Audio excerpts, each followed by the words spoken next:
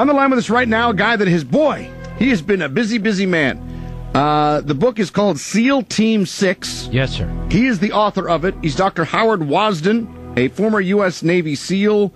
How are you? How are you, sir? I'm doing well, thank you. Wow. Pretty amazing. When you first heard that Osama bin Laden had been killed, did you already know who had done the killing? I suspected. I narrowed it down to a couple of units that I thought would be responsible, but definitely doesn't surprise me that Team 6 did it. What was your first initial reaction? Part of it was vindication. I mean, I'm an old guy. I've been out of there since 1995, but I retired in 95 after being shot in Mogadishu, Somalia, by people who were, as it turns out, funded and trained by this guy and his group of people. So I felt a little vindication, felt a little relieved, and then didn't allow myself to be really happy until I found out that there was nobody wounded or killed in the op. Now, how much do you know about the actual operation that took place in order to get bin Laden? Obviously, it had been in the works for quite a long time. What do you know about, the final moments that took place where they finally got him? No more than you do watching TV. Again, I've been out since 1995. And I know just what I see on television, what I read, just like you guys. It just seems like these guys did a great job preparing for it.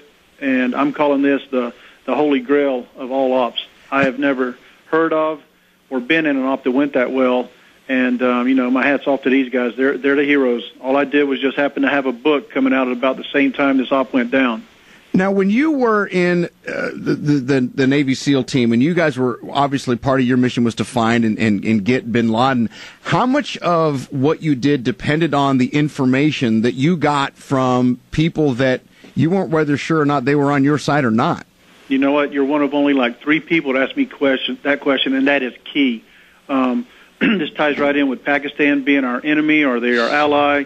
They're our ally as much as we're paying them $3.2 billion last year to some degree. Mm-hmm. When we're in Somalia, for example, I would go do the payoffs or go with the CIA guys to do the payoffs and realize that this guy may be telling us the truth. He may be setting us up for an ambush, which I'm convinced happened on October 3rd during the whole Black Hawk Down thing. Mm-hmm. But it's all human-driven, and that's very good of you to notice that. It's human intelligence. And if it's human intelligence and you're not my guy, how good and how dependable is that intelligence? Like the UN that was there with us, not to belabor the point, so many operational security violations with those guys, I didn't trust them, much less the guy out on the street I was paying for information. So how much of it was just a gut feeling that you had to rely on? Well, a lot of times it's the intel.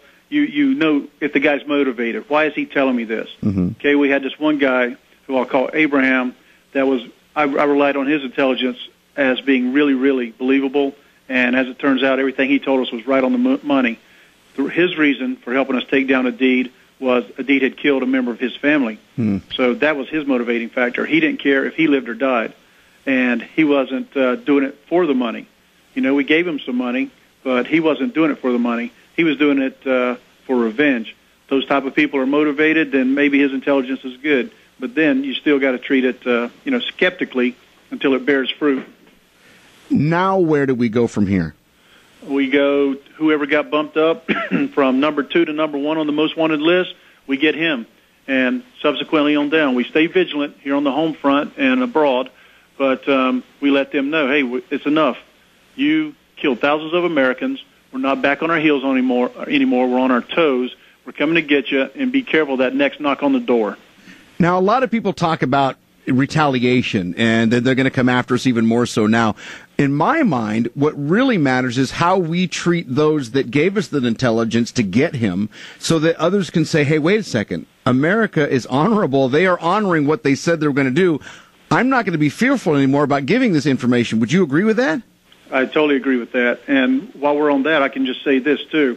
There's been a lot said about the waterboarding, the techniques, et cetera. Got to understand, these people don't have rights. They're terrorists. They're murderers. They're killers. Yeah. So if a little waterboarding is going to make somebody panic, and that's all it is, it's a little panic. You don't die from it. Right. It's going to make somebody panic enough to give us the information, then let's do it. And don't present ourselves as a soft nation. Osama bin Laden himself said that we were a weak nation. That's how he's able to carry out the attacks. Mm-hmm. Don't present ourselves as soft anymore. You mess with us, we're punching you in the mouth.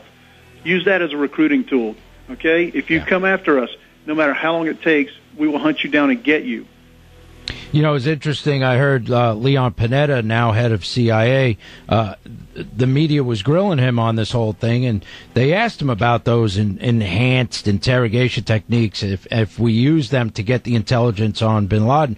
And he said, of course we did. I'm not going to go into any detail, but yes, we did. And, that was kind of refreshing to hear now the CIA leader putting aside, political rhetoric here and there. It's like, we're just continuing the policies we had because it's working.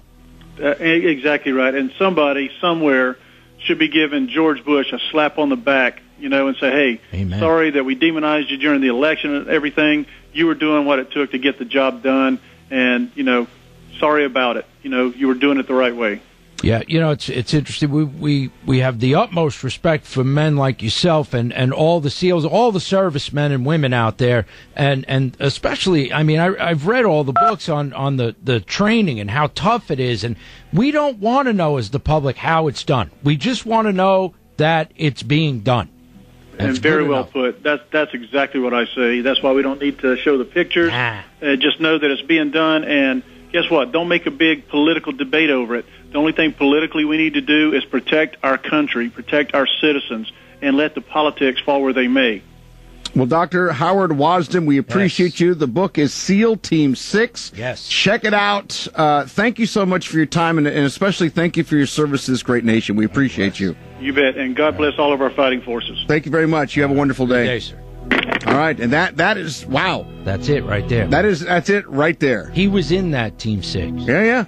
Wow. Now he wrote the book. Interesting stuff.